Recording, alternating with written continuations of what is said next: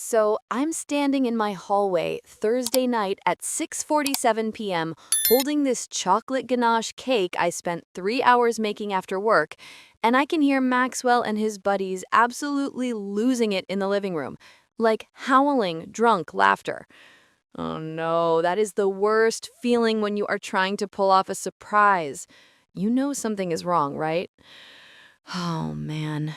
I'd left my office early, picked up our daughter Nora from daycare, dropped her at my parents' house, grabbed all the party supplies from Target, and busted my ass to get home before he did to set up his 30th birthday party.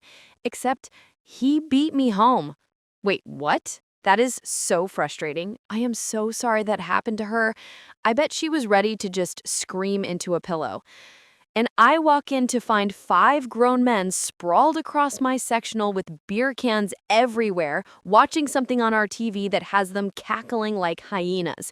Our wedding video. Oh my goodness. No way. That is a very weird thing for a bunch of dudes to watch.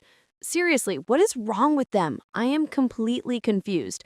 They're watching our wedding video from 3 years ago.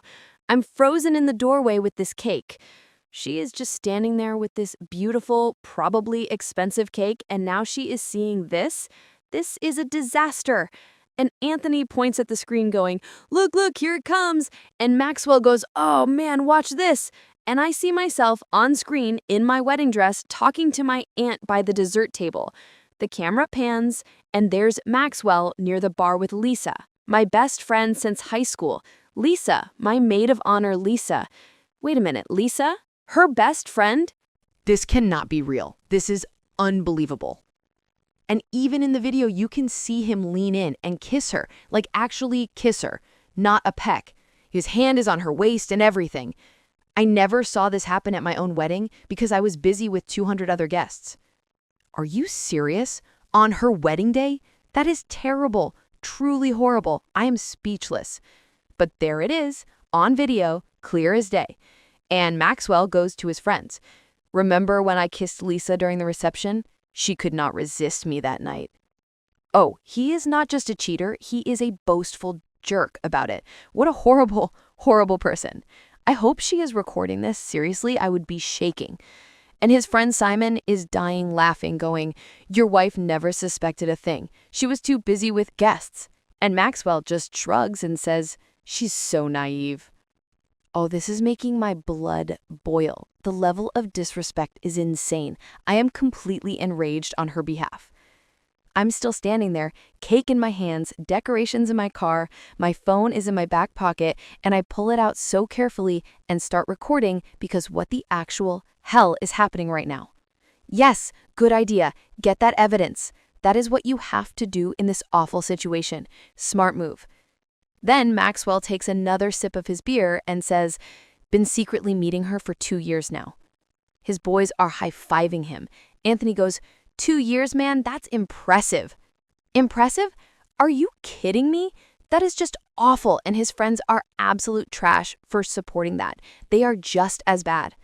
And Maxwell goes, "Honestly, I only stay because her dad pays our mortgage, and she does everything around the house like a maid anyway. So why would I leave?" Excuse me? Her own dad pays their mortgage, and he is treating her like that? That is absolutely sickening. He is using her. I am shocked.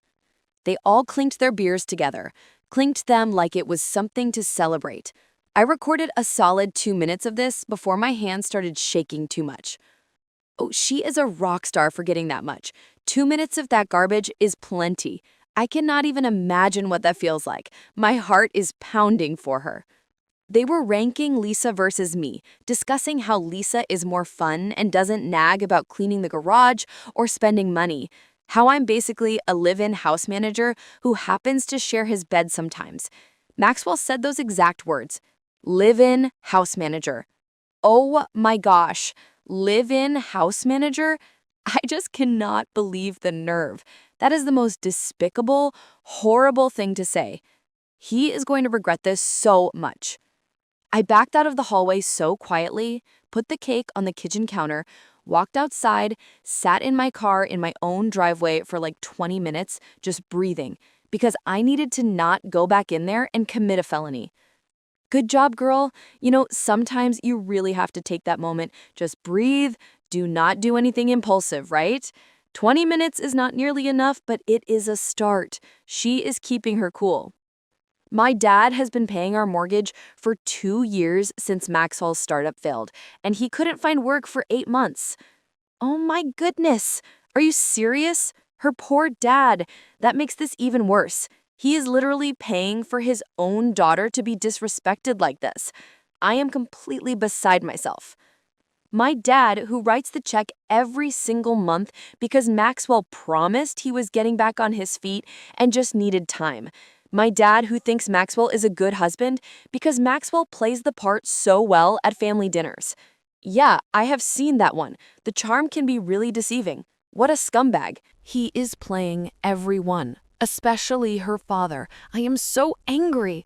I've been working full-time, doing everything at home, taking care of Nora, who just turned 4, meal planning, all the invisible labor, and apparently also being the punchline of jokes with his disgusting friends while he sleep with my best friend. Seriously, the invisible labor is a real thing, and she is doing it all. That is so much work. She is basically running his life for him. She is juggling so much, and this is how he repays her? It is just awful.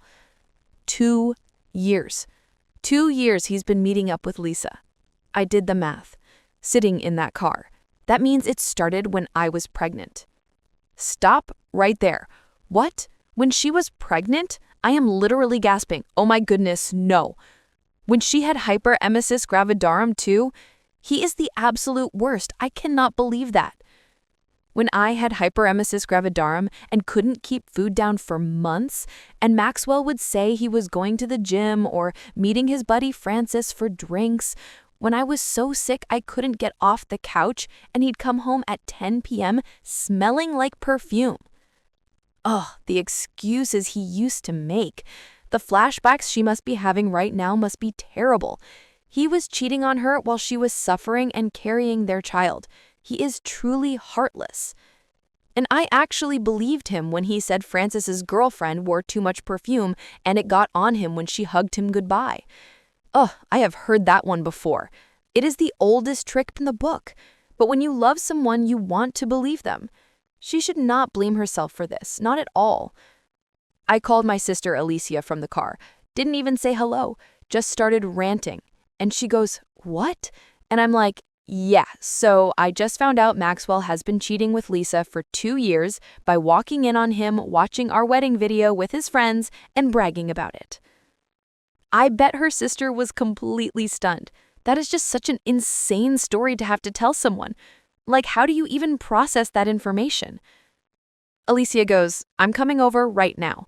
And I'm like, "No, because he doesn't know I know yet, and I need to figure this out." Good sister. And yes, that is the right move. Do not let him know yet. She needs to get her ducks in a row and plan this out. She is thinking clearly, which is amazing. She convinced me to send her the video recording first. Smart. I sent it to her phone and then texted it to myself from 3 different numbers just to be absolutely sure I had backups everywhere. That is a seriously genius move. Triple backups, smart, smart, smart. That evidence is gold, especially since her dad is paying the mortgage. I am applauding her right now. She is going to crush him. Then I went back inside. They were still watching the wedding video. Now they were on the part where Maxwell and I are doing our first dance. And Simon goes, "Dude, you're literally dancing with your wife while thinking about her best friend." And Maxwell goes, "Makes it hotter, honestly." What? That is so utterly disrespectful. He is just awful. I mean, how can you do that and then brag about it to your friends? He is truly disgusting. I walked right past the living room into our bedroom, closed the door, opened his side of the closet, started pulling clothes off hangers and shoving them into garbage bags, the big black hefty ones.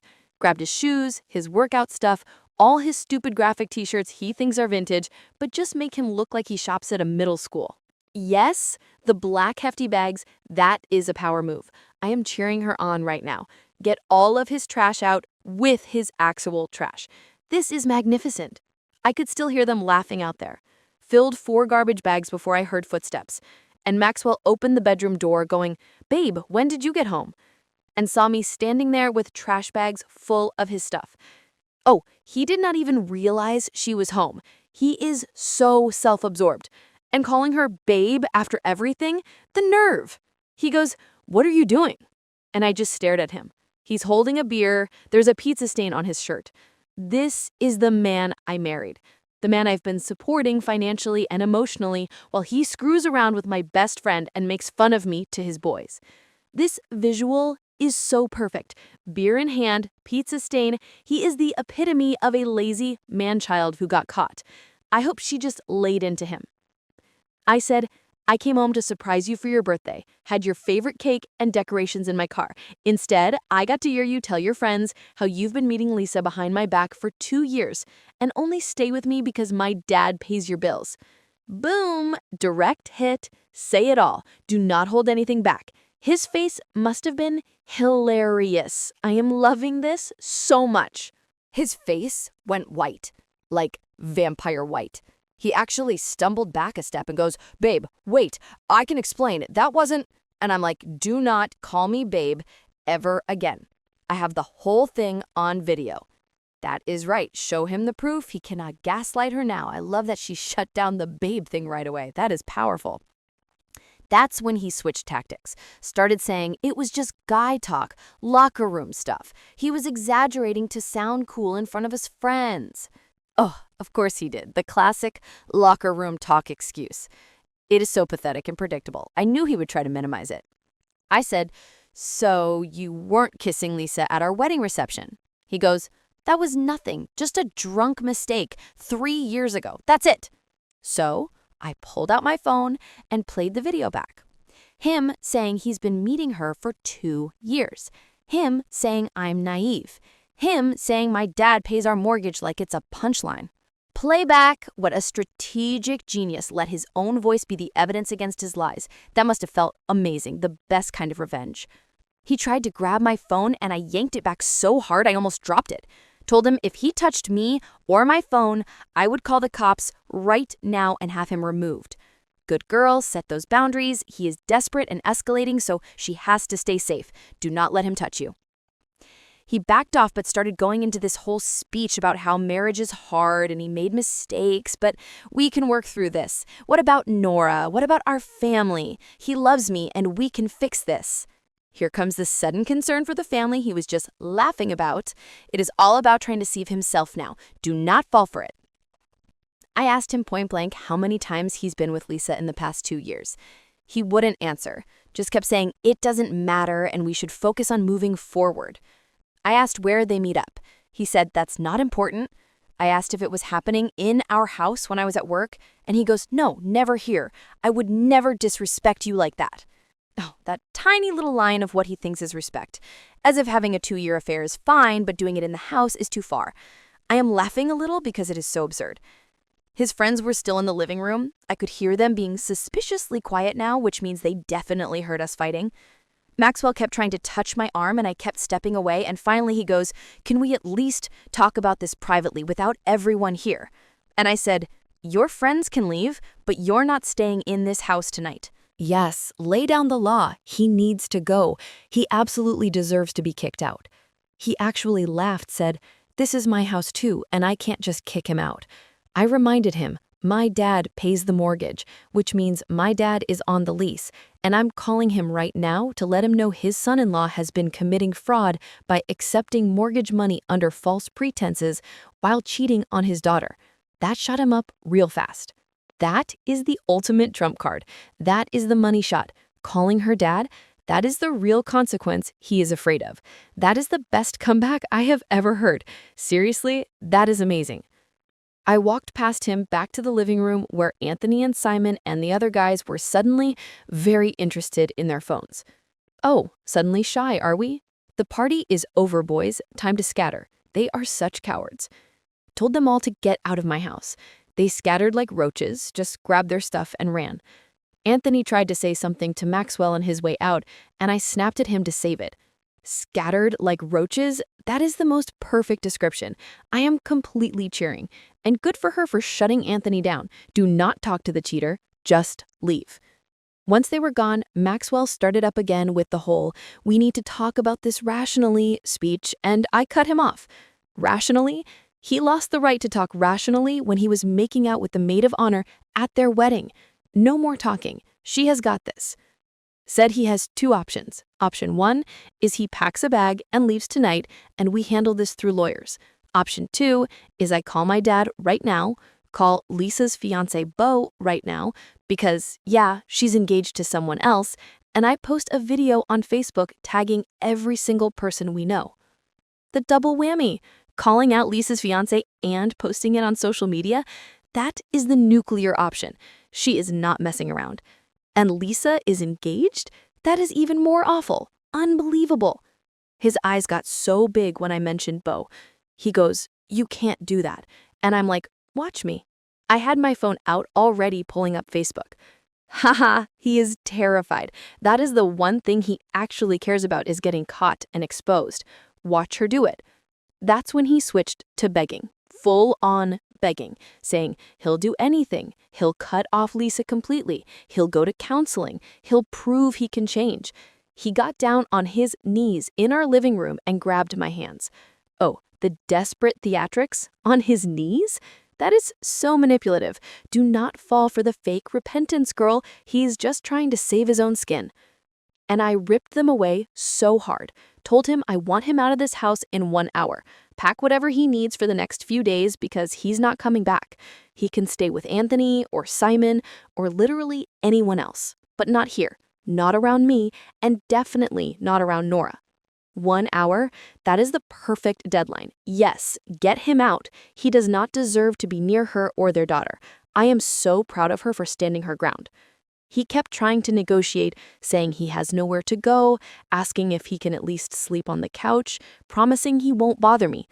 Nowhere to go? He has 4 friends who just left. He can go to one of their places. Stop whining and just leave.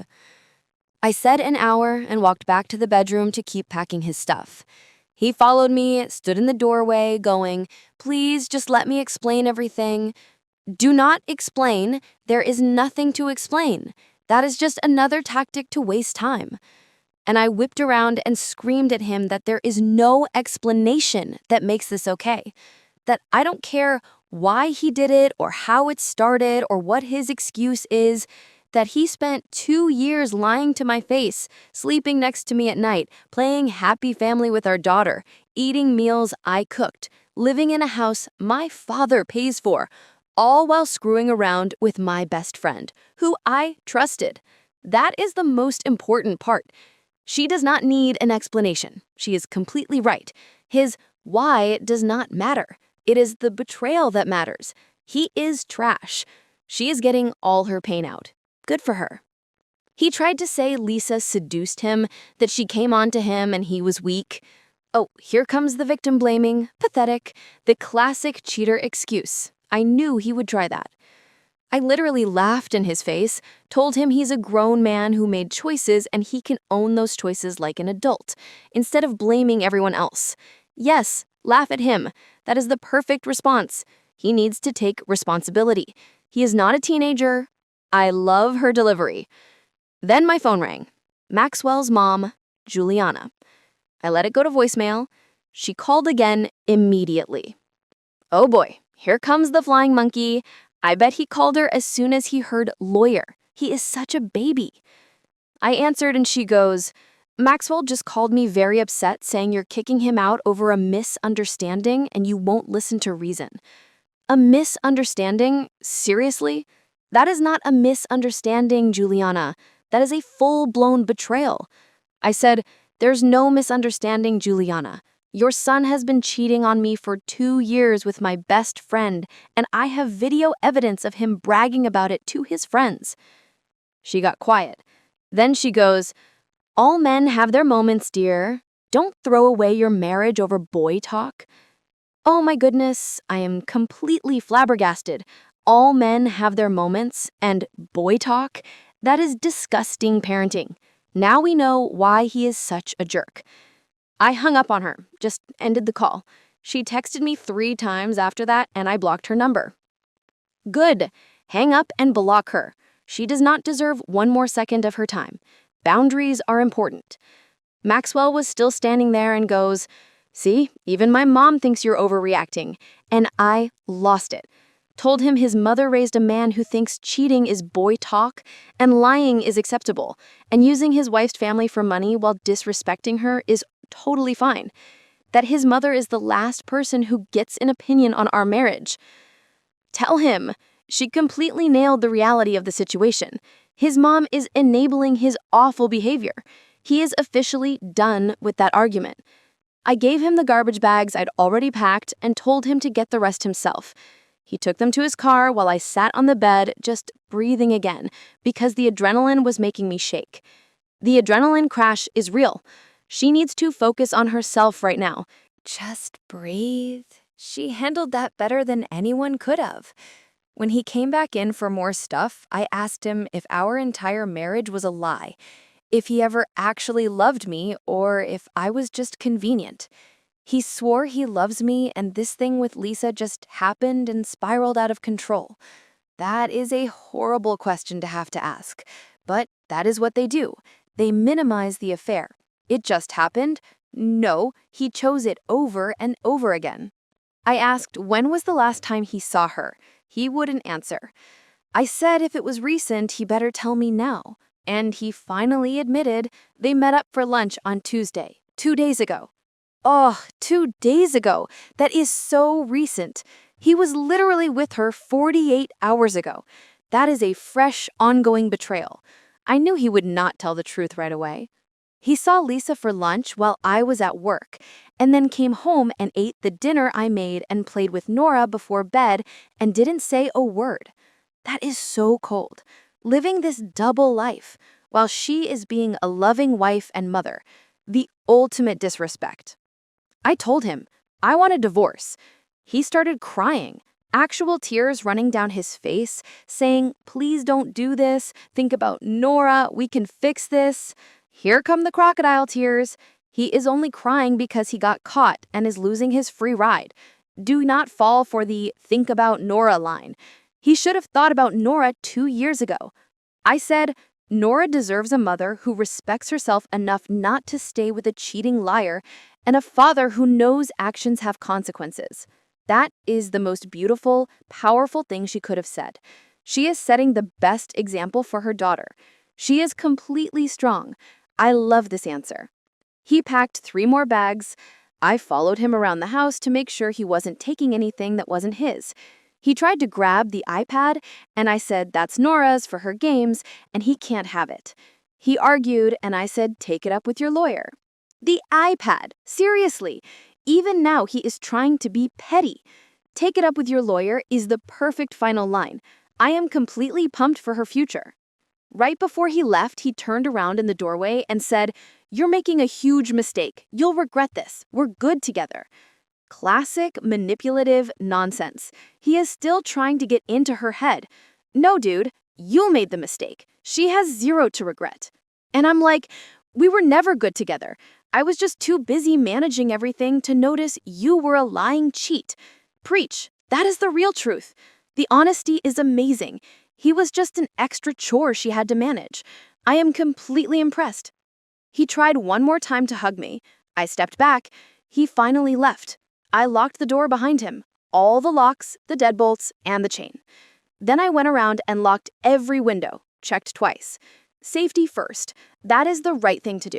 You never know what someone desperate will do. She needs to feel secure in her own home. Smart move. Then I sat on the floor in my kitchen and just sat there staring at that stupid chocolate cake I made for his birthday. 3 hours of baking and decorating with those little fondant toppers he likes. Oh, the cake. That symbol of wasted effort. All that work for a completely undeserving man. It is such a sad image. I grabbed a fork and ate cake straight from the platter on my kitchen floor at 9:30 p.m. on a Thursday night. You know what? Good for her. She earned that cake. She can eat it however she wants. That is a necessary moment of processing. I hope it tasted amazing. My phone has been blowing up. Maxwell calling and texting, his mom texting, his brother Anthony texting saying I'm being too harsh. Ugh, the peanut gallery. They're all trying to control her. Being too harsh? No, he got exactly what he deserved. Ignore them all. My sister calling to check on me, my dad calling after Alicia told him what happened. Her sister and dad are the heroes. She is lucky to have that family support. They will help her through this. I haven't called Beau yet, Lisa's fiancé. I know I should, I know he deserves to know, but I also can't deal with one more thing tonight. It is okay to take a moment. She has been through a massive trauma. She should absolutely wait until the morning for that very difficult phone call. One step at a time. I finally texted Alicia and told her to pick Nora up from our parents tomorrow morning and take her to preschool like normal. I don't want Nora seeing me like this. My parents can keep her through the weekend while I figure out next steps.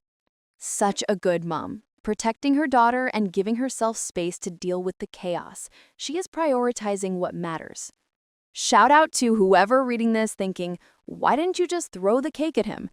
Honestly, same, but that cake was too pretty to waste on his face. That is the best explanation. She is still a queen with a perfect sense of humor about it. Save the good cake.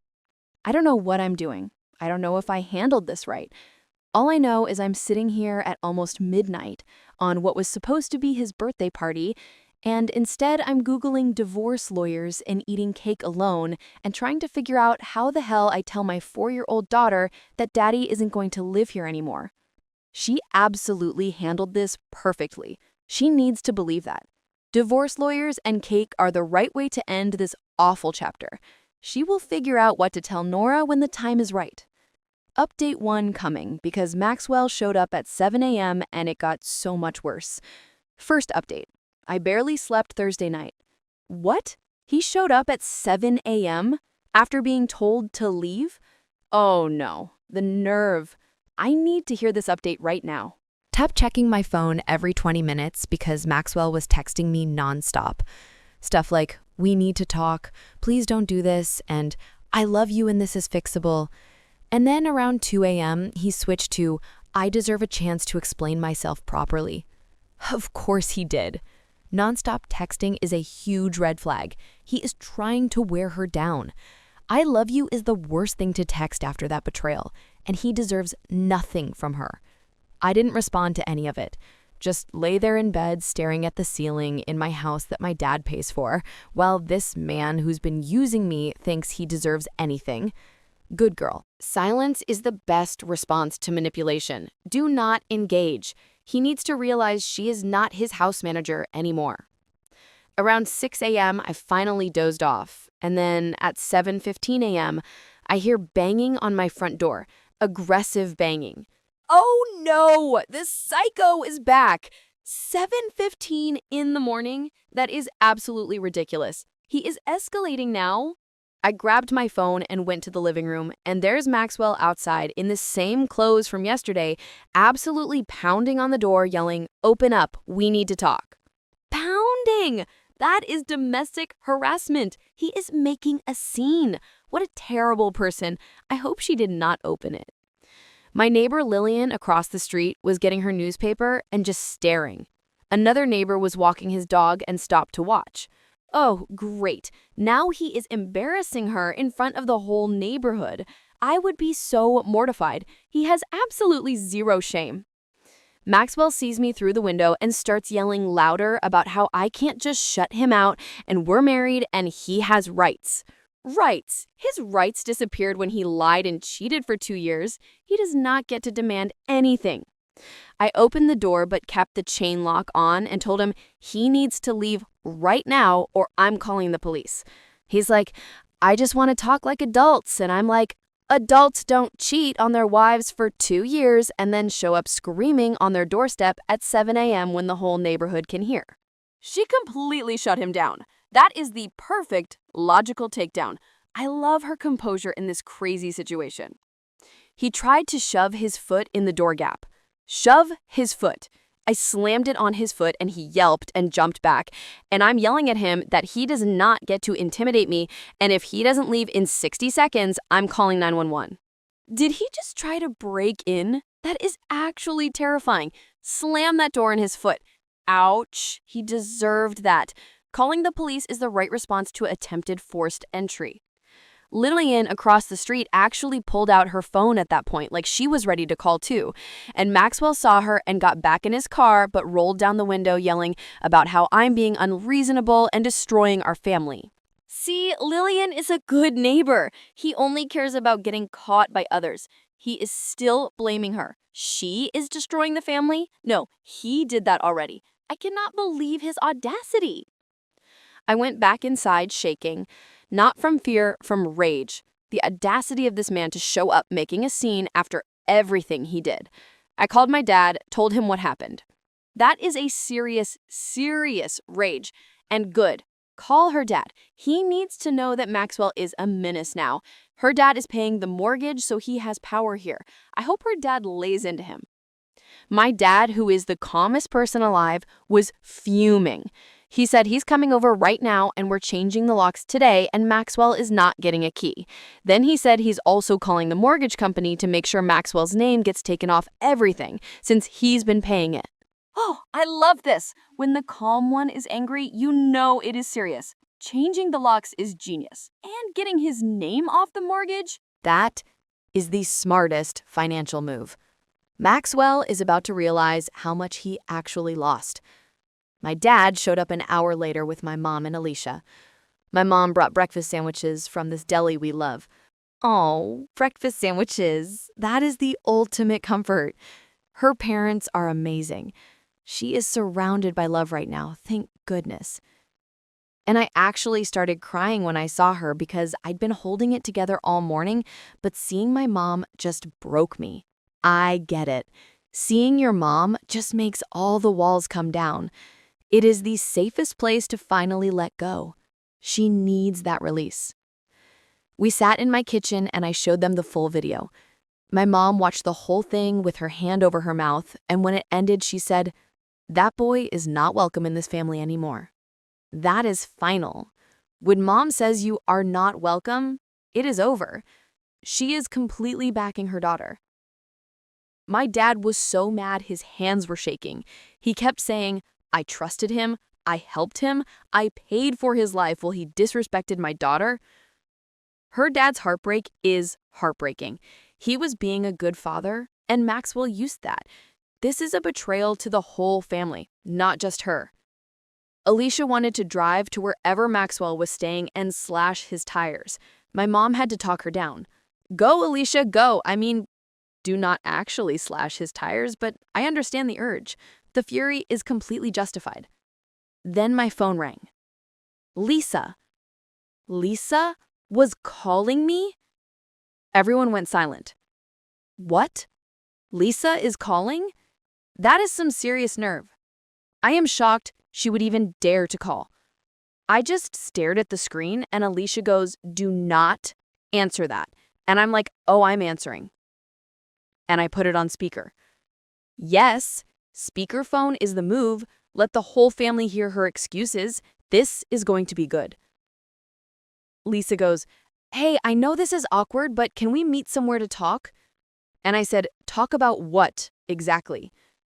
Lisa, she got all quiet and then goes, "Maxwell called me last night crying, saying you kicked him out, and I just want to explain my side." Her side? There are two sides to every story, but not every excuse is valid. And he called Lisa crying? He is so pathetic. I laughed, actually laughed out loud. Told her there is no side that makes sleeping with your best friend's husband okay. She started with this whole speech about how it just happened and neither of them meant it to go this far and they tried to stop so many times, but there's real feelings involved. Real feelings. She said real feelings like that makes it better. Real feelings? That is the most selfish, trash excuse. It did not just happen. It was a choice they made for 2 years. I am so furious at Lisa. I asked her how she could sit at my kitchen table every weekend for brunch and hold my daughter and ask me about my marriage while actively destroying it. That is the perfect question. The ultimate hypocrisy and betrayal. That is truly evil. She goes, "It's not that simple, and things between me and Beau haven't been great, and Maxwell understood me in a way Beau doesn't." Oh, boo-hoo. Her relationship with Beau is not an excuse to destroy someone else's. That is complete garbage. She is only thinking of herself. My mom grabbed the phone from me at that point and went off. Told Lisa she's a disgrace and a terrible friend, and she better never contact me again or come near this family. Lisa tried to say something, and my mom hung up on her. Mom to the rescue, go mom. That is the perfect authoritative end to that conversation. No more excuses needed. That was so satisfying. We were all just sitting there stunned. And then Alicia goes, "So are we telling Beau?" And I'm like, "Yes, absolutely. He deserves to know." Absolutely. Beau needs to know that his fiancée is a liar and a cheater, too. She is doing the right thing, even though it is hard. The truth must come out. But here's the thing. I don't have Beau's number. Lisa and I were friends, but I only ever saw B at group things, and I don't follow him on social media because we're not close like that. That makes sense. It is hard to contact someone you barely know with news this awful, but it has to be done. Alicia found him on Instagram, though, and his profile is public, so she sent him a DM from her account saying, "This is about Lisa and Maxwell. Please call me. It's urgent." Alicia is a smart sister. Using a direct message is the perfect way to get his attention. That is really clever. He called her back in like 10 minutes. Alicia answered and explained who she was, and then passed the phone to me. And I had to tell this man I barely know that his fiancée has been cheating on him with my husband for 2 years. That is the worst phone call ever. She is so brave for doing that. You are delivering a total bomb to someone. I am completely wincing for both of them. The silence on the other end was so long. Then he goes, "Are you sure?" And I said, "I have video of Maxwell bragging about it to his friends." He asked if I could send it to him. I did through Alicia's Instagram DM. Smart. Just send the proof. There is no need for words when the video does all the talking. That is the most irrefutable evidence. Beau called back 5 minutes later, and he was crying, like really crying. Said he and Lisa are supposed to get married in 4 months, and he just put a down payment on their venue last week. Oh, that poor man. The wedding is so close, and the money he spent. That is truly awful. I can hear his pain. He kept asking if I knew how long and where they'd meet up, and all these details I don't have answers to. I told him, "I'm so sorry, and I only just found out myself." And he goes, "This is not your fault. Thank you for telling me." Then he hung up. He sounds like a genuinely good person, and he knows she did the right thing, even though it hurt. That little moment of recognition is important. My mom made us all sit down and eat the breakfast sandwiches, even though nobody was hungry. She's like, "You need food in your system because today is going to be a long day." And she was right. Mom knows best. You need energy for a day of drama and dealing with a cheating spouse. She is completely looking out for her. Around 11 a.m., the locksmith showed up and changed all the locks. Yes, the physical barrier is up. He is officially locked out. That is closure. While he was working, Maxwell's mom, Juliana, showed up. Just showed up at my house unannounced. The uninvited meddler is back. She is not going to take a hint, is she? This is going to be a confrontation. My dad answered the door and told her she needs to leave, and she pushed past him into my entryway, going, "I need to speak with my daughter-in-law." She pushed past her father. That is so disrespectful and aggressive. She is completely crossing the line. I came out of the kitchen, and she's standing there with her purse clutched to her chest, looking all proper and concerned. And she goes, "Sweetheart, I know you're hurt, but you're not thinking clearly." She said, "Maxwell made a mistake, but he's a good man and a good father, and I need to forgive him for Nora's sake." Sweetheart and good man are code for, I want my son to stay comfortable. And using Nora, that is the lowest of the low. She is the one who is not thinking clearly if she thinks this is fixable. What a manipulator. I told her Maxwell spent 2 years lying to everyone, including his own daughter, while sleeping with my best friend and using my father's money. That's not a mistake, that's a choice he made over and over again. Exactly. It is critical she stands firm on this. It was a choice, not a mistake. She is not letting Juliana downplay the severity of this betrayal. She is completely clear-headed. She goes, marriage is about forgiveness and working through hard times. Every couple has rough patches. I asked her if she'd stay with her husband if he cheated on her for 2 years, and she got all huffy, saying that's different and not the point. Ugh, the hypocrisy. It is only different because it's her son and her life is not being destroyed. She completely shut down that line of questioning. She knows it is the point. My mom came out then and told Juliana she needs to leave my house immediately. They actually got into it right there in my entryway. Juliana saying, my mom raised me to give up too easily on my marriage. And my mom saying she raised me to have self-respect and not tolerate being treated like garbage. This is the ultimate mother showdown. Two opposing philosophies on marriage. Her mom is a total legend for stepping in and defending her daughter's self-worth. Self-respect is the key word here. The locksmith was just standing there with his drill, looking uncomfortable as hell. I am laughing a little at the image of the locksmith watching this family drama. Poor guy was just trying to do his job. My dad finally got between them and physically escorted Juliana to the door. She turned around and said, "You're going to regret this when Nora grows up without her father." That is the most horrible, manipulative thing to say. She is trying to use the daughter as a weapon. That is disgusting. And I lost it, screamed at her that Maxwell can be a father to Nora without living here and lying to me, and that maybe if she'd raised him better, he'd know how to be a decent human being. She completely broke through the manipulation. That truth bomb about Juliana's parenting was well-deserved. It is not her fault if Nora grows up without a full-time father. It's Maxwell's. Powerful words. She left. My dad locked the new lock behind her. I spent the rest of Friday morning calling divorce lawyers. The locks are changed, the mom is gone, and the lawyer is next. She is on the right track now. She is taking her life back. Found one who can meet with me Monday morning. My dad's paying for it because I cannot afford a divorce lawyer on my salary right now. And Maxwell sure as hell isn't going to pay for his own divorce. Thank goodness for her father. That is the definition of true parental support. She does not have to worry about the cost right now. Maxwell is going to be furious about that. Around 2 p.m., I had to go pick up Nora from my parents' house, where Alicia had dropped her after preschool. I was dreading it because how do you tell your 4-year-old that everything is changing? This is the hardest part. Talking to the little ones is always the most painful moment. She is right to dread it.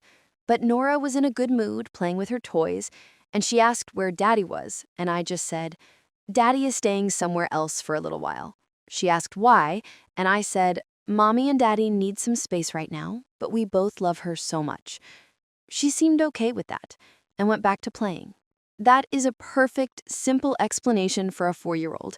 Kids are surprisingly resilient, and she gave her just enough information without overloading her. She is doing great. Kids are resilient, but also I know this is going to get harder.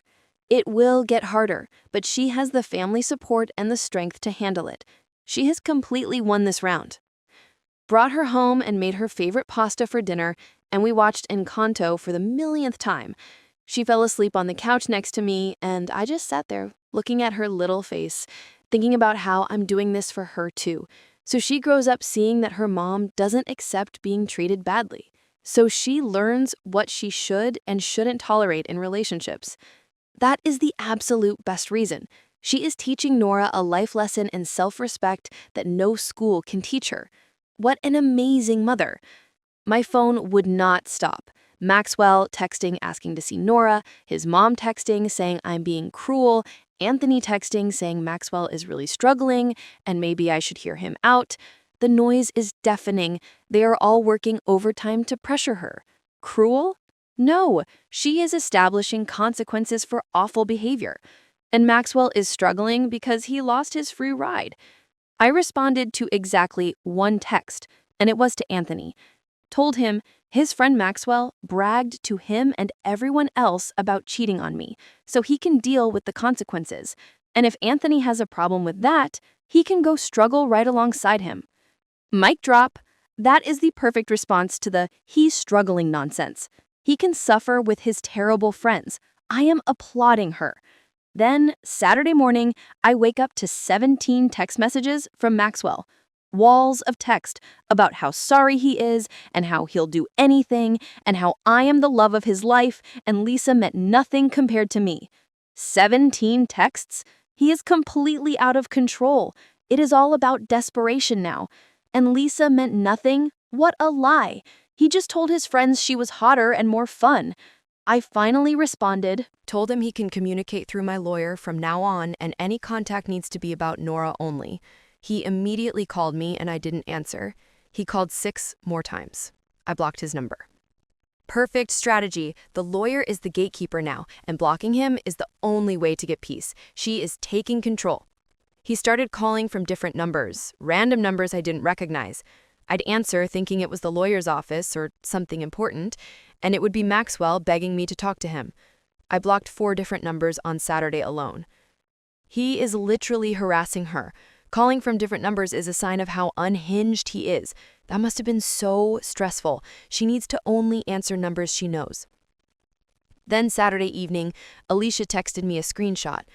Lisa posted on Facebook a long post about how she's going through a difficult time and asking for privacy and saying that people make mistakes and real friends stand by you through everything.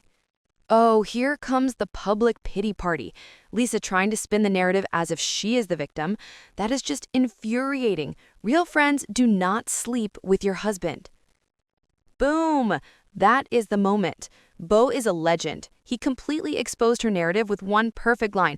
I am screaming in my head. He is protecting himself and telling the truth. It went off after that. People demanding to know what was going on. Someone commented asking if Lisa cheated, and Beau replied, yes, with her best friend's husband, while her best friend was pregnant and taking care of their new baby. He brought up the pregnancy. That detail is the most damning. He went nuclear and he was completely justified. The truth is finally out there for everyone to see. No more secrets. I did not ask him to do that.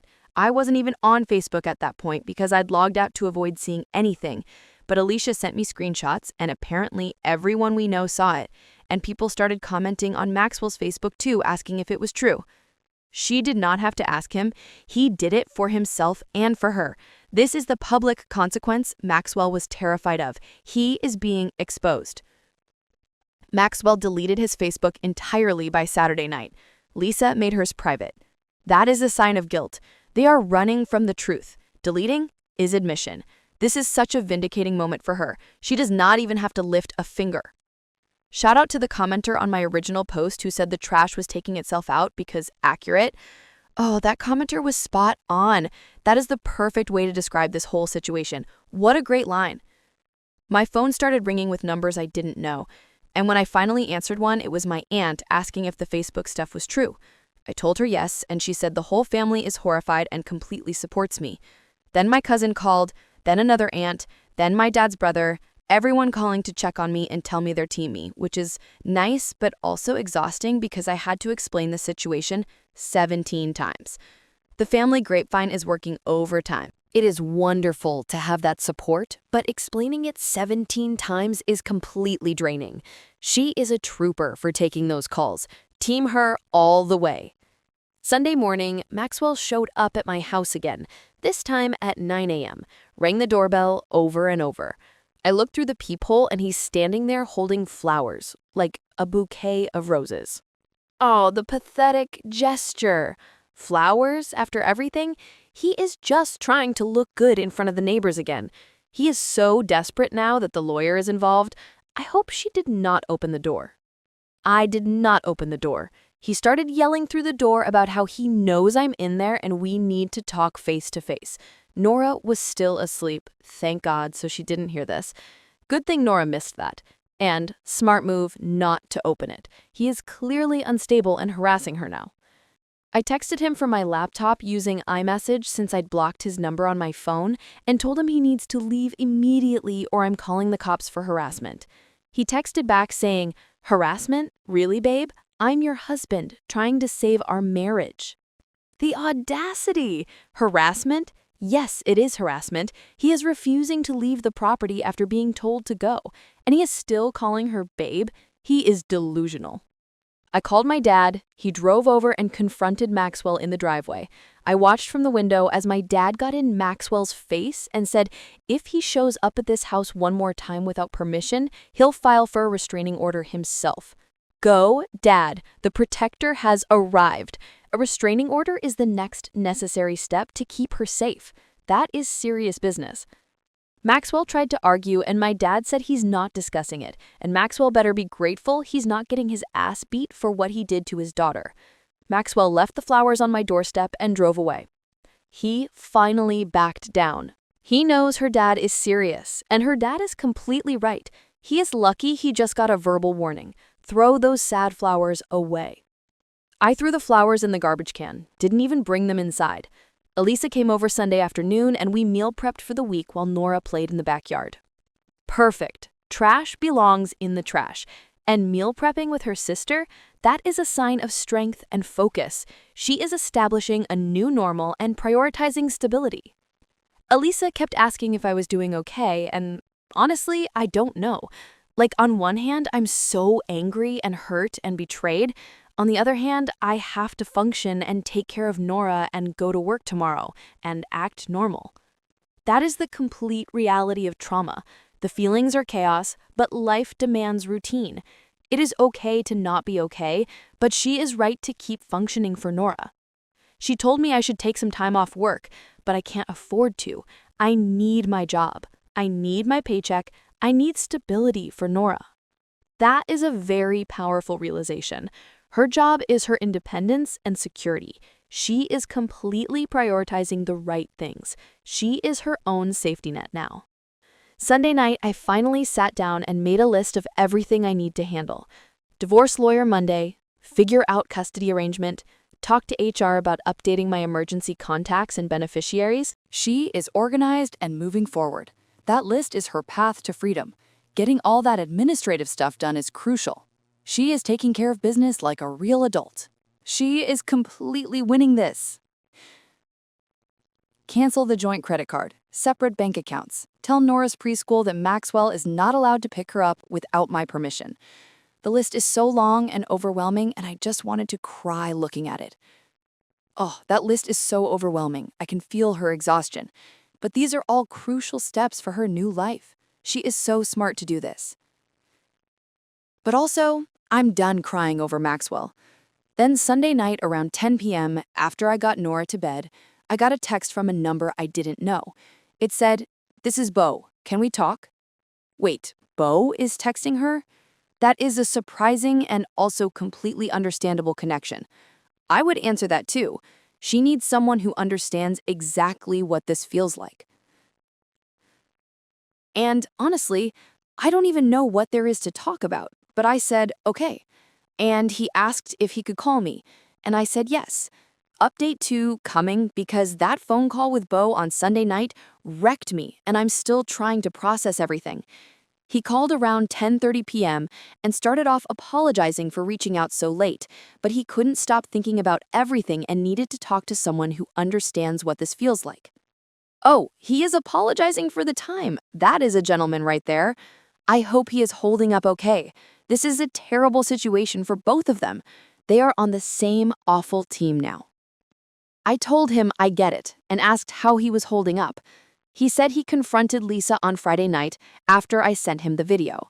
She denied it at first, said Maxwell was lying and exaggerating to impress his friends. Of course she denied it first. Lying is her go-to move. But Bo kept pushing and she finally broke down and admitted they'd been seeing each other, but insisted it wasn't serious and only happened a few times. I asked him if he believed that, and he goes, no, because then he went through her phone. Lisa had apparently left it on their kitchen counter when she went to take a shower, and he just picked it up and went through everything. Her passcode was his birthday, so it wasn't even hard. Wait, her passcode was his birthday? That is such a devastating, awful detail. I am completely mortified for him. The ultimate tiny little betrayal. He found months of messages between her and Maxwell on Instagram direct messages. They have a whole thread going back almost 2 years, like I suspected. But here's the thing that made me want to throw up. They weren't just meeting up for hookups. They were talking about being together for real, about leaving us and starting over together. Oh no, not just hookups, but a future? I am horrified. That is the real emotional damage. Planning a life while she was cooking his dinner? That is wicked. Bo read me some of the messages and I had to put him on speaker because my hands were shaking. Maxwell telling Lisa he thinks about her constantly and wishes he could wake up next to her every morning. Lisa saying she feels more herself with Maxwell than she ever has with Bo. Them discussing how they'd handle custody of Nora and what their life would look like together. They were planning the logistics of her daughter's life. That is just too much. I cannot even imagine hearing that. They had no respect for either of their families. They were planning a future. While I was making Maxwell's breakfast and doing his laundry and raising our daughter, and he was texting another woman about leaving me. Bo said there were messages from when I was pregnant with Nora. Lisa telling Maxwell she was jealous watching him play happy family. Maxwell saying he wished it was Lisa he was having a baby with instead. Stop it right there. When she was pregnant? This is beyond cruel. Wishing it was Lisa he was having a baby with? I'm literally gasping. That is unforgivable. He is absolute trash. My vision literally went blurry when Bo told me that. Then Bo said something that made everything so much worse. He asked me if I knew about the Instagram account Maxwell made under a fake name just to message Lisa without anyone seeing. I had no idea what he was talking about, and Bo sent me screenshots through Instagram direct message. A whole fake account? That is extreme level deception. This was a whole operation. I am shocked at their dedication to lying. That is so calculated. Maxwell made a whole fake account with a random guy's photos as the profile picture and a generic name like James Peterson or something. That's how they communicated most of the time, so if anyone saw their phones, it wouldn't look suspicious. Bo only found it because Lisa had it saved in her close friends list or something technical I don't fully understand. I spent an hour on the phone with Bo just going through everything. He told me Lisa had been lying to him for months about where she was going, saying she had work events or girls' nights, when really she was meeting Maxwell. They'd go to this hotel about 30 minutes outside town. The same hotel every time. Room 347, apparently, because they mentioned it in multiple messages like it was their special place. Room 347. They had a special, disgusting place. That is so insulting. I want to scream for her. This was not just cheating. This was a whole secret relationship with plans and routines and their own little world that existed alongside our real lives. Bo asked me if I knew when it started exactly, and I said Maxwell told me 2 years, but I don't know beyond that. Bo pulled up the earliest Instagram direct message he could find, and it was from March 2023, right after Nora turned 2. Right when Maxwell's job was failing and he was spiraling about money and I was working overtime to keep us afloat. Started right when his job was failing, so she cheated on her while she was working overtime to support him and he was stressed about money? What a completely self-serving monster. He was using her money to cheat. I am so sorry this happened to her.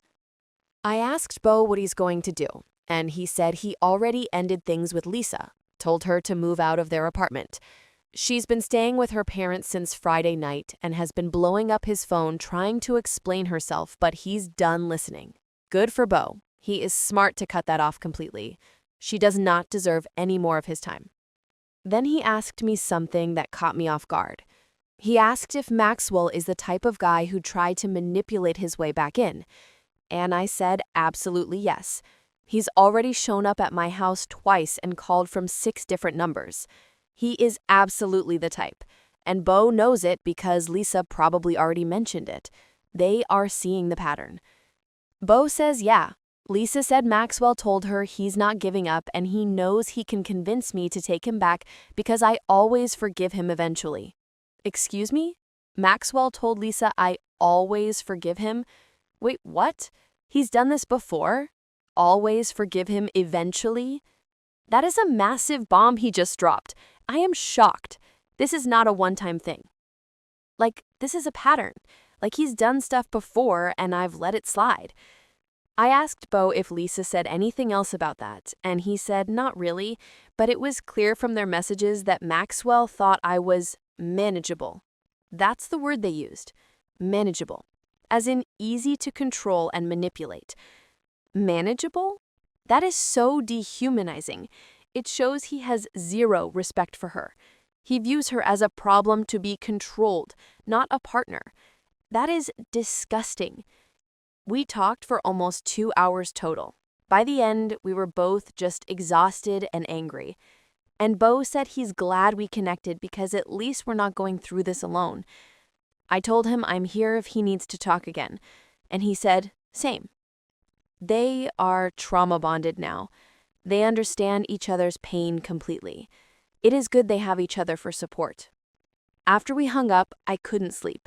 Just lay in bed staring at the ceiling thinking about every time Maxwell said he was going somewhere, and I believed him. Every late night at the office, every gym session that ran long, every weekend he said he was helping Anthony move or meeting Simon for a basketball game. How many of those were lies? How many times did he come home and kiss me and play with Nora after spending the afternoon with Lisa in room 347 of some random hotel? The mental rewind is the worst part. The lies are everywhere. That is the deepest cut of betrayal. The lack of peace is completely understandable. Monday morning, I had to get Nora ready for preschool and myself ready for work while functioning on like 3 hours of sleep. Dropped Nora off and went straight to the lawyer's office for my 9 a.m. appointment. The lawyer's name is Franca, and she's apparently one of the best divorce attorneys in the area, according to my dad's research. Franca. Time for the official legal action. Thank goodness for her dad's research. She needs the best. Her office is in this building downtown, and I sat in the waiting room filling out intake forms, trying not to cry while checking boxes about assets and debts and reasons for divorce. Franca called me back at 9:15 and we sat in her office for over an hour going through everything. I showed her the video of Maxwell and his friends, told her about the Instagram messages Beau found, explained the mortgage situation with my dad paying. All that evidence is going to make this much easier. She came prepared. The video, the texts, the financial details. Franca has everything she needs. She took notes on everything and said, "This is actually a pretty straightforward case since we have clear evidence of infidelity and the financial situation favors me." She asked about Nora and what kind of custody arrangement I want, and I told her, I want primary physical custody with Maxwell getting supervised visitation until I feel confident he's stable. Supervised visitation is completely reasonable, especially given his erratic behavior. She is protecting Nora. Franca sounds confident, which is what she needs to hear. Franca said that's reasonable given the circumstances and asked if I think Maxwell will fight for custody. I said, honestly, I don't know what Maxwell will do at this point because the man I thought I knew doesn't exist. That is the awful truth of betrayal. She is dealing with a stranger. She has to be ready for anything. She outlined next steps: file for divorce this week, serve Maxwell the papers, start discovery process, work out temporary custody and support arrangements. She estimated this could take anywhere from 6 months to a year, depending on how cooperative Maxwell is. A timeline that gives her something to focus on. She is officially starting the process. This is really happening. I left her office feeling weird, like this is really happening. I'm getting divorced. My marriage is over. Nora is going to grow up in a split household. Went to work after that and tried to focus, but my coworker Annabelle kept asking if I was okay because apparently I looked terrible. It is a lot to process. The emotional weight is heavy, and of course she looks terrible. She has not slept. Annabelle means well, but she needs to focus. I finally told her during lunch that I'm going through a divorce, and she was so shocked because Maxwell and I always seemed happy at company events. That's the thing nobody tells you. You can seem happy from the outside while everything is rotting from the inside. That is a powerful statement. The facade is so exhausting. She gets it now. I made it through the workday somehow and picked up Nora from preschool, and we stopped at the grocery store because I needed to get food for the week. We're walking through the produce section, and I look up, and Lisa is there, just standing by the apples like it's a normal Monday afternoon. Oh no, the universe is so cruel. A grocery store confrontation, she is everywhere. She saw me at the exact same time. We both froze. Nora was sitting in the cart playing with her stuffed bunny, completely oblivious to the tension. Poor Nora is caught in the middle. This is the worst place for this to happen. It is truly heartbreaking. Lisa opened her mouth like she was going to say something, and I just turned my cart around and walked the other direction. She followed me, actually followed me through the grocery store going, "Wait, please, I just want to talk for 5 minutes." Following her? That is harassment. Do not talk to her. She wants to manage the situation. I kept walking, got to the cereal aisle, and she caught up and stepped in front of my cart and said, "Please, I know you hate me, but I need you to understand it wasn't supposed to happen like this." Nora looked up at Lisa and goes, "Hi, Aunt Lisa. Why is Mommy mad?" And my heart broke because my daughter still thinks this woman is safe. I told Nora to close her eyes and play with Bunny for a minute, and then looked at Lisa and said, "You need to leave me alone right now." She goes, "I'm sorry, okay? I'm so sorry, but Maxwell and we fell in love and neither of us planned it, and it's been torture watching you not know." Fell in love? And it was torture she chose. I am completely enraged. That is her justifying her selfishness. I asked her if it was torture enough to stop, and she went quiet. I said exactly. It was torture you chose to keep inflicting on everyone. You could have told me. You could have ended your relationship with B. You could have done anything besides continue lying for 2 years. She started crying right there in the cereal aisle, saying she knows she messed up and she hates herself and she lost everything. Cry me a river, Lisa. She's only crying because she got caught and lost her fiancé. She messed up her life and mine. I told her she should hate herself, and she didn't lose everything. She threw it away. Then she said something that made me want to slap her. She said Maxwell really does love me and he's devastated right now, and maybe I should consider giving him another chance because everyone makes mistakes. Oh, that last line. She is still trying to get them back together. Even Lisa knows he is manageable. She's completely out of line. She is awful. I laughed, asked her if she's seriously standing here defending the man who destroyed both our lives while crying about losing him. She said it's complicated and I wouldn't understand the connection they have. I told her I understand perfectly. 2 selfish people found each other and decided their wants were more important than everyone else's feelings. That's not a connection, that's just mutual selfishness. Nailed it. That is the perfect way to summarize their love story. She's completely clear-eyed now. No more room for her lies. Some other woman shopping turned the corner into our aisle and immediately backed away when she saw us clearly having it out. Lisa wiped her eyes and said she hopes someday I can forgive her because she misses her best friend. I told her we stopped being best friends the second she kissed my husband at my wedding, and she lost any right to my friendship when she kept lying to my face for years after that. She is holding the line. She is not letting Lisa wiggle out of the consequences. That friendship is dead, and Lisa killed it, not her. Then I pushed my cart past her and finished shopping while she just stood there crying. Got home and Nora asked why Aunt Lisa was sad, and I had to explain that sometimes grown-ups have arguments, and Aunt Lisa did something that hurt Mommy's feelings, so we're not going to see her anymore. She handled that delicate situation beautifully. Simple, honest, and non-dramatic for Nora. She is a great mom. The evasion and excuses. Tuesday, I went back to work and everything felt surreal, like I'm just going through motions, answering emails, filing paperwork, talking to clients. Meanwhile, my entire life is imploding. Maxwell texted me from another new number Tuesday afternoon. Said, "We need to discuss custody of Nora, and can we please meet somewhere neutral to talk?" I responded and told him to have his lawyer contact mine. The lawyer-only boundary is firm. That is exactly right. He is trying to create a direct line for manipulation, and she shut it down. He said he doesn't have a lawyer yet and can't afford one, and I said, that sounds like a Jaime Mem problem. Huh, what a perfect comeback.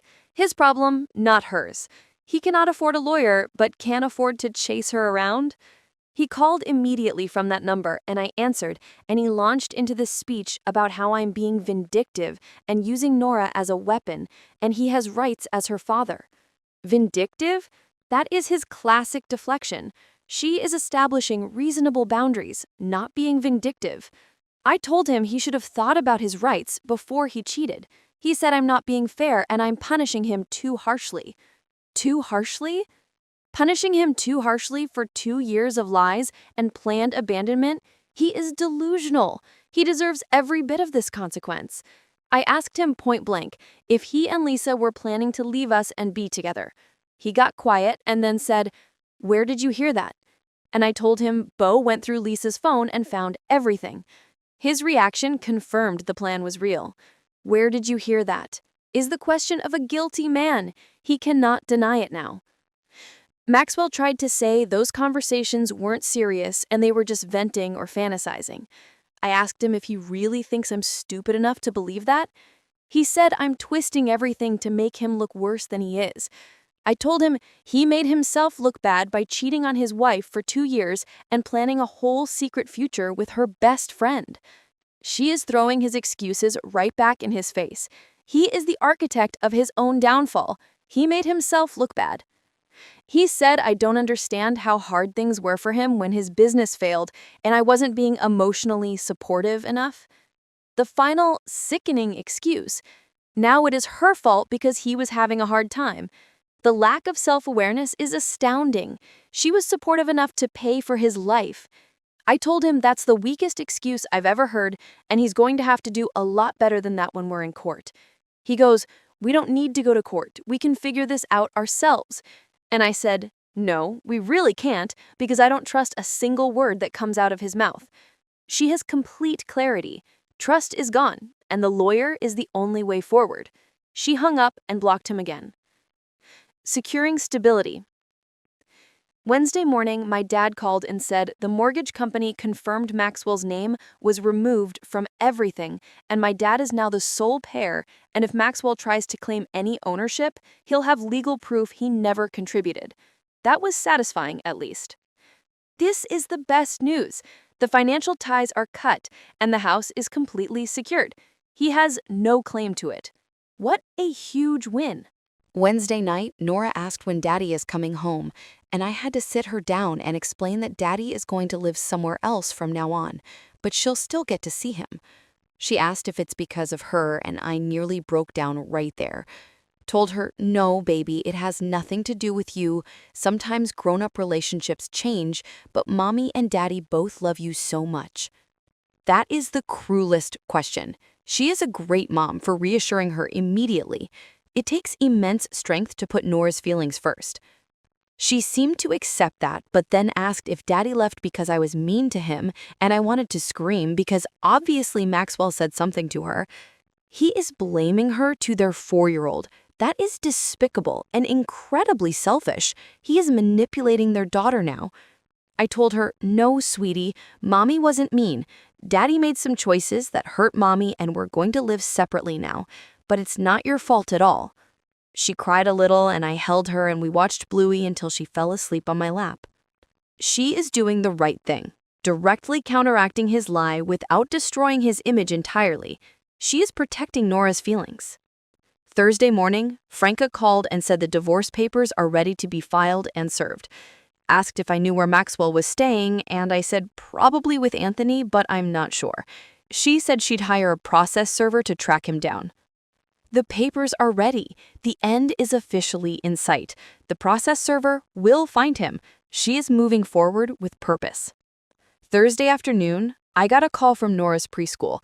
The directors saying Maxwell showed up trying to check Nora out early and they wouldn't release her to him because I'd updated the pickup list on Monday to require my written permission. He is escalating. Going after the daughter is a desperate, dangerous move. Thank goodness she updated the pickup list. That was pure genius. She is always one step ahead. Maxwell apparently caused a scene arguing with them until they threatened to call the police and he left. I called Maxwell immediately on FaceTime using Nora's iPad since he's not blocked there. He answered and I went off. "Good call. Confront him immediately where he can't lie about it. He needs to know that boundary is non-negotiable. Told him he does not get to show up at Nora's school causing problems and scaring the staff. He said he has a right to see his daughter, and I'm keeping her from him. I told him he can see Nora when we have a legal custody arrangement through the court, and until then, he needs to back off. Exactly. He has visitation rights, not the right to intimidate staff and disrupt her life. He is the one causing the problem, not her. He said I'm being unreasonable and vindictive and trying to turn Nora against him. I said the only person turning Nora against anyone is him by showing up at her school and getting escorted out. He tried to argue more, and I ended the call. End it. He is just trying to wear her down. The logic is undeniable. His actions are the problem. She is completely done with his excuses. The lobby scene. Then Friday happened and everything got so much worse because Maxwell showed up at my work. Update 3 coming because when he showed up at my office with his mom, it turned into the biggest scene and security had to get involved. And now there's even more drama with his whole family losing it. Last update. Okay, so Friday afternoon, I'm at my desk doing billing for a client case, and my coworker Annabelle comes speed walking over, looking panicked, going, "There's a man in the lobby demanding to see you when he has an older woman with him and they won't leave." Oh no, not the office. Showing up at her workplace is the ultimate act of harassment and desperation. And with his mom, he is so incapable of adulting. This is unbelievable. I knew immediately it was Maxwell, just knew it in my gut. I told Annabelle to call building security and I'd handle it. And she goes, "Are you sure?" And I'm like, "Absolutely not, but I'm doing it anyway." Walked out to the lobby and there's Maxwell standing there in khakis and a button down like he's here for a job interview, and Juliana next to him in a full pantsuit looking like she's about to present a legal case. The staging is incredible. He is trying to present himself as a professional, wronged husband, but the truth is he is just a creep with his mommy. The juxtaposition is hilarious. Our receptionist looked so uncomfortable. Maxwell sees me and goes, "Thank God, we need to talk right now." And I told him he needs to leave my workplace immediately. Juliana steps forward and says, "Now, dear, we're not leaving until you hear us out because this has gone on long enough and you're being unreasonable." The entitlement is off the charts. They feel they have the right to disrupt her livelihood. Hear us out means take my manipulation. I looked at the receptionist and told her to call security. Maxwell goes, "That's not necessary. We just want 5 minutes." And I said, "You don't get 5 minutes. You don't get anything. You're harassing me at my job." She is holding the line firmly. This is about her job security now, and she is prioritizing it. Do not give an inch. Juliana pulls out her phone and starts showing me something. It's a voice memo.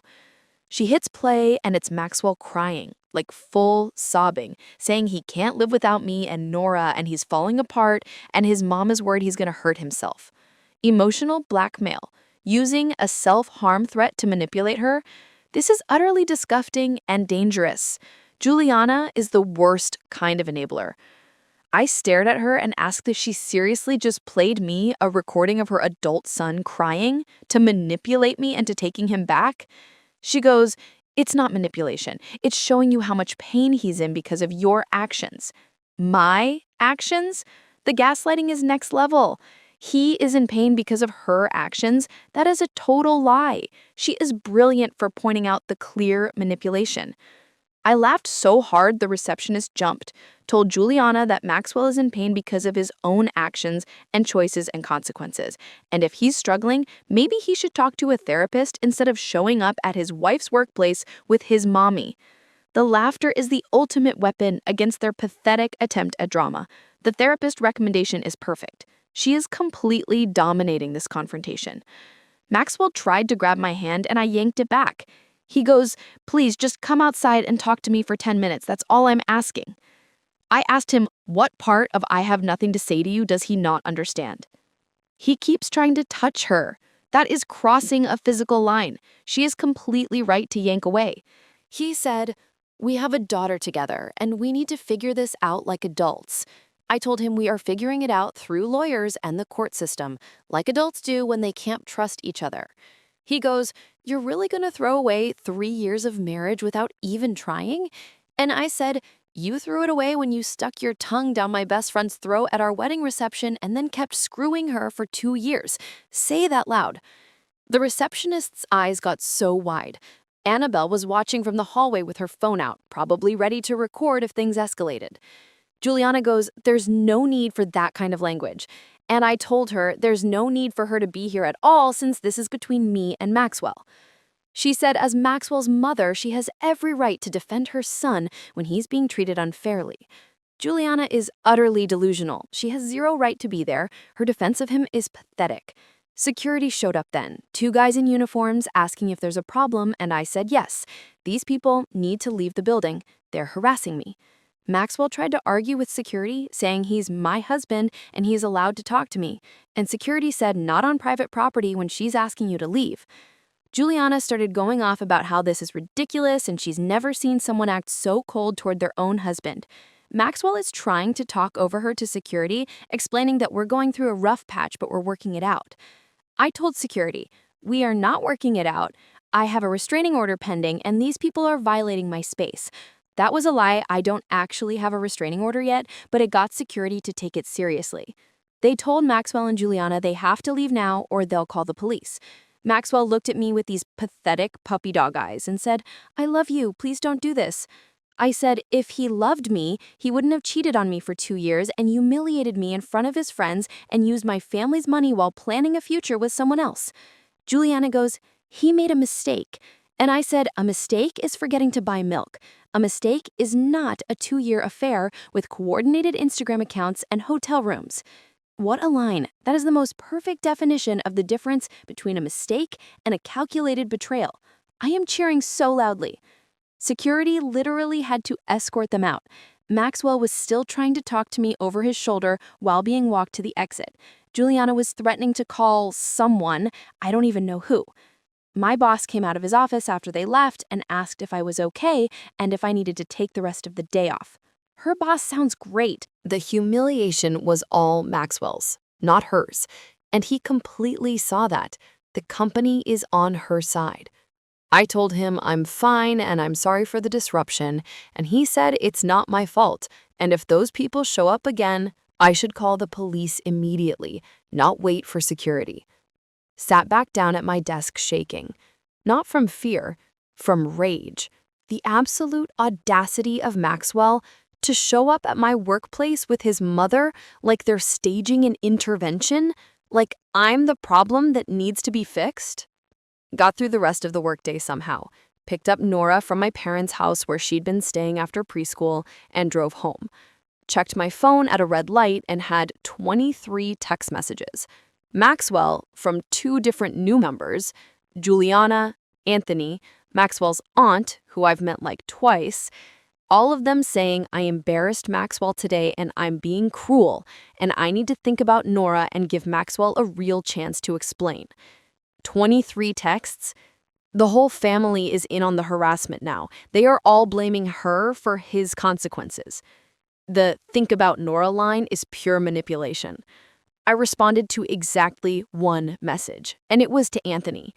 Told him if he or anyone from Maxwell's family contacts me again, I'm filing harassment charges against all of them. Then I blocked everyone. A clean sweep. That is a powerful boundary she is setting. The final warning. They have completely earned those harassment charges. Divorce proceedings and a new beginning. Saturday morning, Franca called. The divorce papers were served Friday afternoon at Anthony's apartment, where Maxwell has apparently been staying. Maxwell has 30 days to respond, and then we move forward with proceedings. The papers are served. The legal process has officially begun. She is finally free of him. 30 days of peace. She asked about the workplace incident, and I told her everything. She said that's actually helpful for our case, shows a pattern of harassment and disregard for boundaries. The harassment is just adding to her case. He is just making it easier for her lawyer. He is his own worst enemy. I asked Franca about custody, and she said based on everything, Maxwell's behavior, the school incident, the workplace harassment, we have a strong case for primary physical custody with supervised visitation. She said we'd push for a parenting coordinator to oversee exchanges so I don't have to deal with Maxwell directly. The parenting coordinator is a genius idea. She will not have to see his face or hear his excuses ever again for a long time. That is such a relief. That made me feel better. The thought of having to see Maxwell every week for custody swaps was making me sick. Saturday afternoon, my dad came over with my mom and Alicia, and we all sat in my backyard while Nora played on her swing set. The picture of peace and stability. Surrounded by her loving family while Nora plays safely. She has everything she needs to move forward. The future is bright and Maxwell free. My dad said he talked to his lawyer about the mortgage situation, and if Maxwell tries to claim any interest in the house, we have documentation proving he never paid a single dollar toward it. That is a huge relief. The house is secure, and Maxwell has no financial leg to stand on there. One less thing to worry about. My mom asked how I'm really doing, and I told her, honestly, I'm angry and hurt, but also relieved. Like, I didn't realize how much stress I was carrying trying to manage Maxwell's moods and keep him happy while doing everything else. Now that he's gone, the house feels lighter, even with all the chaos. That feeling of relief is completely valid. Managing a lying, cheating, demanding person is so exhausting. The weight is finally lifting. The house feeling lighter is the best sign that she made the right choice. Alicia said she's proud of me for not backing down, that a lot of women would have caved by now with all the pressure and showing up and family involvement. I told her I'm not caving because the second I do, Maxwell will know he can manipulate me forever, and I'm done being manageable. She is using their word against them. That is her power word now. She is setting an example of strength and self-respect for herself and Nora. I am so proud of her. Sunday, Nora asked when she's going to see Daddy again, and I told her soon. We're working out a schedule. She asked if Daddy did something bad, and I said, Daddy made some choices that hurt Mommy, and we can't live together anymore, but Daddy still loves her very much. She is handling the difficult questions with grace and honesty, while still protecting Nora. She is a wonderful mother. She accepted that and went back to playing with her dolls. Monday morning, Franca called with an update. Maxwell hired a lawyer finally, some guy who apparently isn't great but was cheap and willing to take payments. His lawyer already reached out asking if we'd be willing to do mediation instead of going to court, and Franca asked what I wanted to do. I thought about it and told her, I want to go to court. I want a judge to see the evidence and make decisions, because I don't trust Maxwell to honor any agreement we make privately. That is an incredibly smart decision. Mediation only works if both parties are honest and cooperative, and Maxwell is neither. She is right to demand a judge sees the whole picture and makes binding decisions. Go, Franca, go. Franca said that's probably smart, given everything. Tuesday evening, I was giving Nora a bath when my phone rang from a number I didn't recognize. Another mysterious caller. Who could this be now? I bet it is more drama. I am completely invested in what happens next. Usually, I don't answer those anymore, but something made me pick up, and it was Bo. He asked if I had time to talk, and I said, sure, give me a few minutes. Got Nora out of the bath and settled with his show and called him back.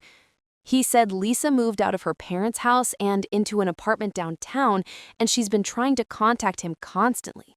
He's blocked her everywhere, but she keeps finding ways to reach out through mutual friends. Lisa is still playing games. She cannot handle the rejection. It is good that Bo is holding firm on the blockades. They need to completely cut the cord. I asked how he's holding up, and he said some days are okay, and some days he's so angry he can barely function. I told him I get that completely. He said the wedding venue won't refund their deposit because the cancellation was within 4 months, and he's out $5,000 because Lisa couldn't keep her legs closed. That is a massive blow. Losing $5,000 due to her betrayal is a financial slap in the face. I am so sorry for him. That money is a real consequence of their actions. We talked for almost an hour, just venting about everything. At one point, Bo said, you know what's crazy is they probably still think they're going to end up together. that once the dust settles, we'll both move on and they can just start their relationship openly. I said, over my dead body, will I ever be okay with Maxwell and Lisa being together? Bo said, same. He'll never accept them as a couple. They are seeing right through their manipulators. Maxwell and Lisa are probably convinced they are star-crossed lovers. She and Bo are united in their refusal to normalize that betrayal. I told him, Maxwell can do whatever he wants once we're divorced, but if he thinks I'm going to co-parent nicely with him and his mistress, he's delusional. Wednesday morning, I had to go into Nora's preschool for a parent conference about her behavior. Her teacher said Nora has been acting out lately, getting upset easily and refusing to share with other kids. I explained that we're going through a separation and things are chaotic at home. And the teacher was understanding, but said, we might want to consider some play therapy for Nora to process her feelings. Poor Nora. The stress is definitely getting to her. The play therapy is a very smart, proactive move. She is being a great mom by recognizing that need. Thursday, I got a call from Franca saying Maxwell's lawyer filed a motion for temporary custody pending the divorce. Maxwell is asking for 50-50 physical custody and for me to pay him child support since I make more money. The delusion is reaching critical levels. He wants to cheat, be unemployed, harass his wife, and then get custody and money from her? I am absolutely speechless. He has no shame. I laughed, actually laughed on the phone with my lawyer. Asked her if he's serious, and she said, unfortunately, yes. She said, we'll fight it, and with the documentation we have about his behavior, there's no way a judge grants that. But it shows Maxwell's mindset right now. He really thinks he can cheat on me for 2 years, humiliate me, use my family's money, harass me at work and at Nora's school, and then demand 50-50 custody and money from me. The delusion. Franca is completely on it. There is zero chance a judge allows this, but it shows his incredible entitlement. He is living in a complete fantasy world. The first hearing. Friday morning, 3 weeks after this nightmare started, I dropped Nora off at my parents' house and met Franca at the courthouse for our first hearing. It was just a temporary orders hearing to establish custody and support until the divorce is final. Maxwell was there with his lawyer, looking miserable. We had to sit on opposite sides of the courtroom, and he kept trying to make eye contact with me, and I just stared straight ahead. His mom was in the back row, glaring at me the entire time. Oh, the glare from Juliana. She is still trying to intimidate her. She is wise to ignore them both. The misery is all his own doing. The judge reviewed both our motions and asked Maxwell's lawyer why his client thinks he deserves 50-50 custody when he has an unstable living situation, no fixed income, and a documented history of showing up at the child's school without permission. The judge is already skeptical. Franca is so good. She has already laid the groundwork. Maxwell's lawyer tried to argue that Maxwell is a devoted father who's being kept from his daughter by a vindictive spouse. Franca stood up and calmly presented the video evidence. The judge watched it right there in court with the sound on, and I watched Maxwell's face turn red as his own voice echoed through the courtroom, talking about how he only stays for the mortgage and free housekeeping. Oh my God, the video in the courtroom, that is the ultimate moment of public shame. The sound on, his own words will condemn him. What an incredible tactical move by Franca. The judge was not happy, asked Maxwell's lawyer if his client would like to explain himself, and Maxwell stood up and tried to say it was taken out of context and he was drunk and exaggerating. The judge said, drunk or not, those are serious statements that call into question his judgment and character. Then Franca presented evidence of Maxwell showing up at my workplace with his mother after being asked repeatedly to stop contact. The judge is completely on her side. Franca is making him pay for every single bad decision he made. The pattern of harassment is clear. The school incident, the multiple phone numbers after being blocked. The judge looked more annoyed with every piece of evidence. The judge saw the whole pathetic picture. Maxwell was building his own case against himself with every piece of desperate harassment. The judge ruled that I get primary physical custody immediately. Maxwell gets supervised visitation every other Saturday for 4 hours at a family visitation center with a court-appointed supervisor present. He has to complete a co-parenting class before that supervision can be lifted.